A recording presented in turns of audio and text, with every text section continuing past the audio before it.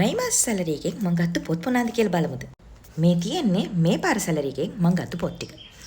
ඉතින් කලින් වගේ මම grantha.lk එකෙන් ඕඩර් කරේ නෑ. මොකද මට ඕන වුණා බුක් ෂොප් එකකට ගිහලා නිදහසේ තෝරලා පොත් ටිකක් ගන්න. ඒ නිසා මම මෙන්න මේ ටික පොත් ටික ගන්න ගියා. උමාගම තියෙනවා සේනාධිර බුක් ෂොප් කියලා. ගොඩාක් පොත් තියෙනවා ඒකේ. හොයාගන්න ලේසි විදිහට අහුරලා තියෙනවා. කතුවරයන්ගේ පිළිවෙලට එක එක කැටගරිස් පිළිවෙලට. ඉතින් හරිම ලේසි හොයාගන්න. ඉතින් මං ගත්තා මෙන්න මේ පොත් ටිකේ එතනින්. මං ගොඩක් වෙලාවට ફોකස් කරනවානේ මං ගාව තිබ්බේ නැති මං කියවලා තියෙන ලස්සන පොත් එකතු කරන්න පොඩි කාලේ කියවපුවා. ඉතින් මෙන්න ඒ එකක්. මේ අර ෆැටි කියන රහස් පරීක්ෂකයා ගූන් කියන පොලිස් පරීක්ෂකයා හැම ඉන්න කතාව තියෙන්නේ පුංචි වීරයෝ කතා පොත් සෙට් එකේ ඉනිට් බ්ලයිටන්ගේ. මේ ඒකේ සුදාත් රොහන්ගේ පරිවර්තනයක්. මේ වගේ මම හිතන්නේ මම ගාව පොත් දෙකක් තියෙනවා මේ මිස්ටරි සීරීස් එක. මම මිස්ටරි සීරීස් එකේ පොත් හොයනවා හැමතැනම නෑ. මේකේ ස්ටොක් කොහෙවත් හොයාගන්න අමාරුයි. මම ගිය අවුරුද්දේ තිබ්බ පොත් ප්‍රදර්ශනෙත් බැලුවා. මට ඇත්තටම ලොකුවට හොයාගන්න අමාරු වුණා. හැබැයි ගිය පාර පොත් ප්‍රදර්ශනේ මම ගත්ත පොත් වල හැටියට මේ මිස්ටරි සීරීස් එකත් මම අරගත්තා නම් ගෙදර මට එන්න වෙන්නේ නෑ බැනුම් අහගෙන ඉවර කරනවා. මේ තියෙන්නේ මම ගත්ත පළවෙනි පොත. ඊළඟට මම හැමදාම කියනවා මම ගයනා ඉස්ලාක් මාලිකේ පොත් වලට හරිම ආසයි කියලා. එයාගේ කතා හරිම ලස්සනයි කියලා. ඉතින් මම හොයා හිටියේ එයාගේ ලස්සන තවත් පොත් දෙක තුනක් මට හම්බුණා.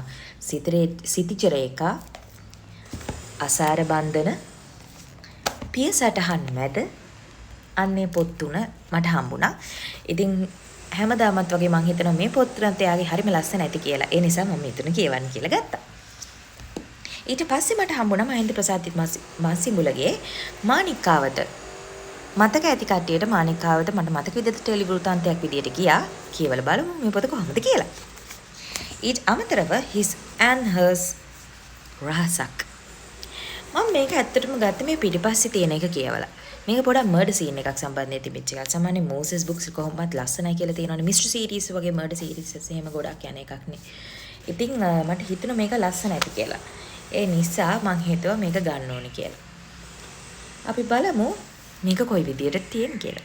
කියවලා ඉවර වෙලාම මම මේ ගැන ඔයාලට කියන්නම්.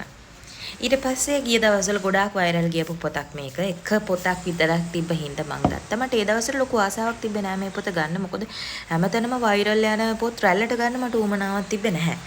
හැබැයි මට හිතුණා කඩ ගොඩක් කට්ටියගේ ෆීඩ්බැක් දැක්ක මේක ලස්සනයි කියලා. ඒ නිසා කියවලා බලන්න හිතුණා. බට් කවුරු හරි කියවන්න නැතේ.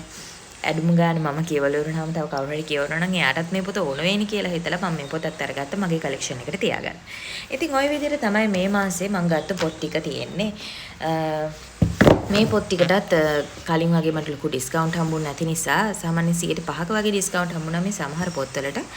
ඒ නිසා සාමාන්‍ය රුපියල් 7000 ගානකට වගේ මට පොත් ටික ගන්න හම්බුණා.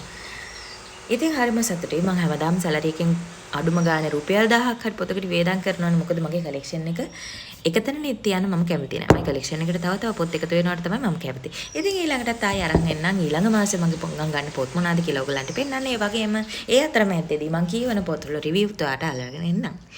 ඉතින් ගොඩක් ස්තුතියි මම ආගෙන හිටියට.